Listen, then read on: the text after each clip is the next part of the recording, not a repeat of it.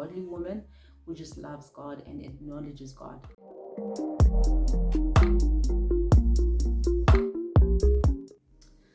Hi guys, and welcome back to my YouTube channel. I go by the name of Knowles.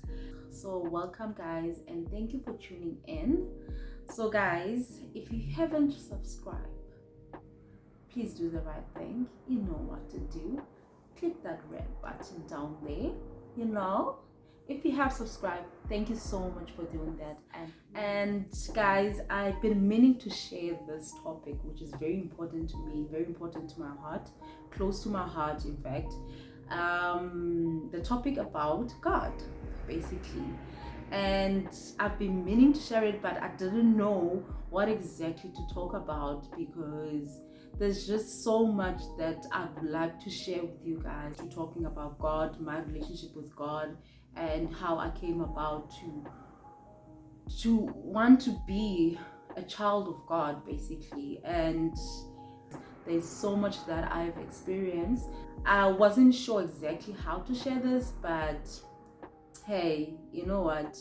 We just gotta start where we gotta start, and we'll figure things out as we go along the way. I think I shared with you guys in my part one testimony that I started engaging more and wanting to build a relationship with God. But that my relationship with God goes way, way back. So I'm gonna tell you guys a really short story as to how I grew up and how God has been part of my life. So I did mention in my testimony last year that I spent most of my time. Trust me, guys, the story is not sad. It's actually a very inspiring story to me, per se, to me. So it's not really a sad story. But anyways, so I spent a lot of my time growing up as a kid by myself. My siblings used to go out and chill with their friends. My parents, if they were not working on the weekdays, they were always going to funerals over the weekend. So most of the time I spent by myself at home. And I think this was around the same time that I actually started developing this whole relationship with God. And I only realized it that, as kids, we create this thing of imaginary friends, right? And for me, I actually didn't realize until last year when I was really, really committing and engaging with God and getting to know God, really getting to know God, that I realized that God, to me, when I was a kid, when I started a relationship with Him, was like more of an imaginary friend for me. And eventually, in time, he became a friend, like a really close friend that I poured up pretty much anything that I wanted to share with him. And because I spent a lot of the time by myself, so I would have these conversations with him instead of having the conversations with other people. I met God through my mom, obviously. My mom used to take us to church. Guys, I won't lie, shame. I really did enjoy going to church. Number one was because I felt like it was boring. Maybe one of the reasons was because I didn't really understand the language, which they were most of the time they were using Sotho, and we are closest. So I didn't really understand what they were saying. So for me, I was bored most of the time because I was just sitting there watching people just talk, and everyone would jump up and down, praise and worship, sing. And I was just a kid, and I was just like, this is boring for me, this is so boring for me.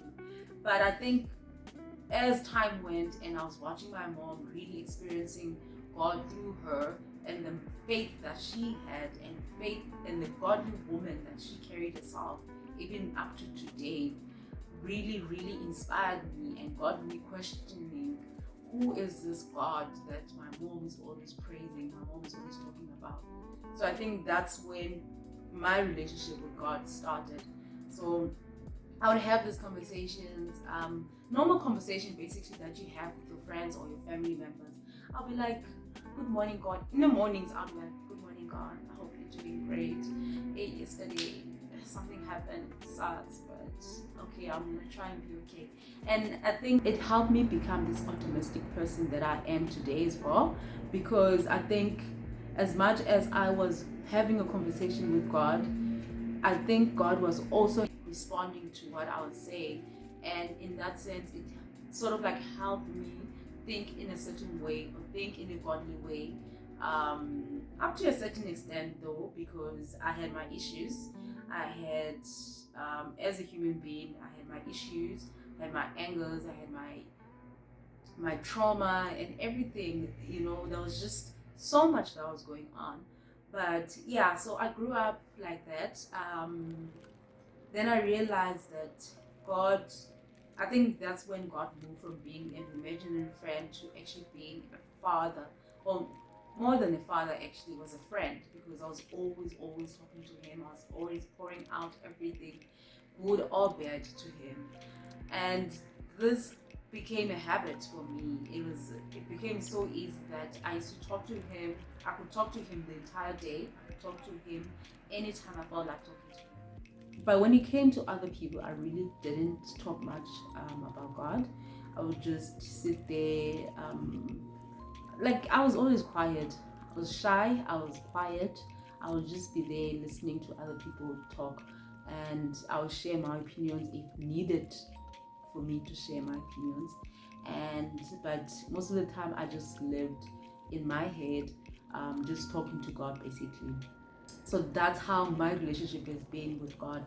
It's always been like that, and I won't lie, I consider that a prayer as well, because prayer shouldn't be that thing that you go down on your knees and you just pray with an amen at the end. But I feel like a prayer is any conversation that goes on between you and God. Same goes with meditation. I love meditation because meditation, for me, it gives me peace, it gives me stillness, it gives me that quietness, and during the time I meditation, sometimes I would get some ideas, some thoughts that pop into me, and for me, that's like God telling me what to do, telling me things that I need to know, basically. And I really enjoy meditation, because I feel like, as much as we like with prayer, we like talking to God and just sharing our ideas, our thoughts, our experiences, and what we are going through. It is nice as well to also hear from him as well, what he thinks and what he would like to share with us. That's why I really enjoy my meditation. And yeah, guys, like, if you really want to experience the most amazing feeling when it comes to meditation, I would suggest the best time to do it is in the morning. Me, I do it around 4 o'clock when I wake up, because around the same time I wake up at 3, but and then I get busy because I have the business. But then around 4, I have that break in between I take before I continue again with the business. So usually during that time, I do my praise and worship, my meditation, my prayer, and my Bible reading as well. And I had a relationship with God for so long, and most people didn't know that. But if you watch this, now you definitely know. And one thing I can say is that ever since I've had my spiritual awakening last year, I realized with I have so much that I need to learn. I have so much space to grow. It just makes you want to be a better person. So yeah, guys, I mean, that's pretty much my piece of the pie, basically. So without wasting any time, I hope you guys actually enjoyed that. And guys, if you have any questions, or you just want to share your advice on how I can go about in terms of building a relationship with God, because I know a lot of you guys are a big fan of God, so I would really appreciate that as well, because I am in that process of wanting to learn more, know more about God. Stay safe, and remember that you are loved, and may God bless you. Take care. I love you. Bye.